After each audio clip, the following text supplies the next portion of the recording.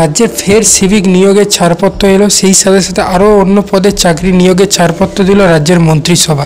এই পদগুলি খুব দ্রুতই নিয়োগ করা হবে বলে রাজ্যের মন্ত্রিসভা থেকে যে ছাড়পত্র হয়েছে সেখান থেকে খবর। এবং সেই সাথে সাথে জানবো যে কোন পদে আরও নিয়োগ হবে এবং সিভিকের কোথায় কোথায় নিয়োগ হবে, এর জন্য কিভাবে ক্রাইটেরিয়া, সমস্ত কিছু বিস্তারিত আজকে এই ভিডিওতে জানবো।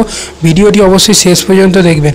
সিভিক নিয়োগের জন্য যারা অপেক্ষায় আছেন সেই সমস্ত প্রার্থীদের জন্য আজকের এই ভিডিওটি খুবই গুরুত্বপূর্ণ হতে চলেছে, কারণ নতুন সিভিক নিয়োগের ছাড়পত্র দিল রাজ্যের মন্ত্রিসভা। এই নিয়ে বিস্তারিত আজকে আলোচনা করব। ভিডিওটি ভালো লাগলে অবশ্যই ভিডিওটি একটি লাইক করবেন। এরকম আরও নতুন নতুন ভিডিও পাওয়ার জন্য অবশ্যই চ্যানেলটি সাবস্ক্রাইব করে পাশে থাকা বেল আইকনটি প্রেস করে নেবেন। চলুন ভিডিওটি স্টার্ট করা যাক। পুরীর জগন্নাথ ধাম মন্দিরের আদলে সৈকত শহরে দীঘায় তৈরি হচ্ছে জগন্নাথ ধাম মন্দির। সৈকত শহরের সঙ্গে দীঘাকে সংস্কৃত ও ধর্মীয় কেন্দ্র হিসেবে গড়ে তুলতে চলেছে রাজ্য। আগামী 30শে এপ্রিল দীঘার জগন্নাথ ধাম দেবের মন্দিরের উদ্বোধন হবে। সাধারণের জন্য জগন্নাথ মন্দিরটি খুলে দিলে সেখানে প্রচুর ভিড় হবে। সেই কথা মাথায় রেখে মন্দির প্রাঙ্গণের আশপাশে যানবাহন ও ভিড় নিয়ন্ত্রণের জন্য আগে থেকেই ভেবে রেখেছে সরকার, সেই জন্য সিভিক নিয়োগের ছাড়পত্র দিয়েছে।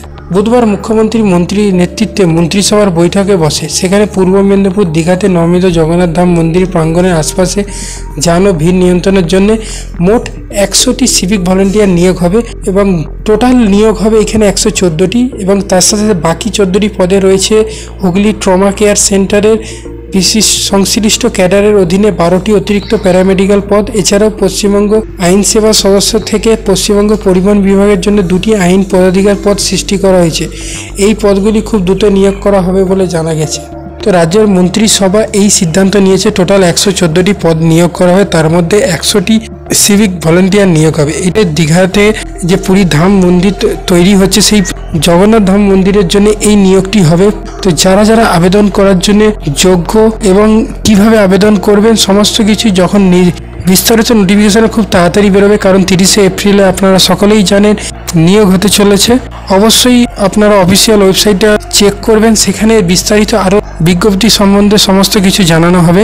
আশা করি আপনারা এই ভিডিওতে উপকৃত হয়েছেন। যে সমস্ত প্রার্থীরা সিভিক ভলেন্টিয়ারের নিয়োগের জন্য বসে আছেন তাদের জন্য খুবই গুরুত্বপূর্ণ এই ভিডিওটি হলো। তো আশা করি ভিডিওটি ভালো লেগেছে। ভিডিওটি ভালো লাগলে অবশ্যই ভিডিওটি একটু লাইক করবেন। এরকম আরও নতুন নতুন ভিডিও পাওয়ার জন্য অবশ্যই চ্যানেলটি সাবস্ক্রাইব করে পাশে থাকা বেল আইকনটি প্রেস করে নেবেন।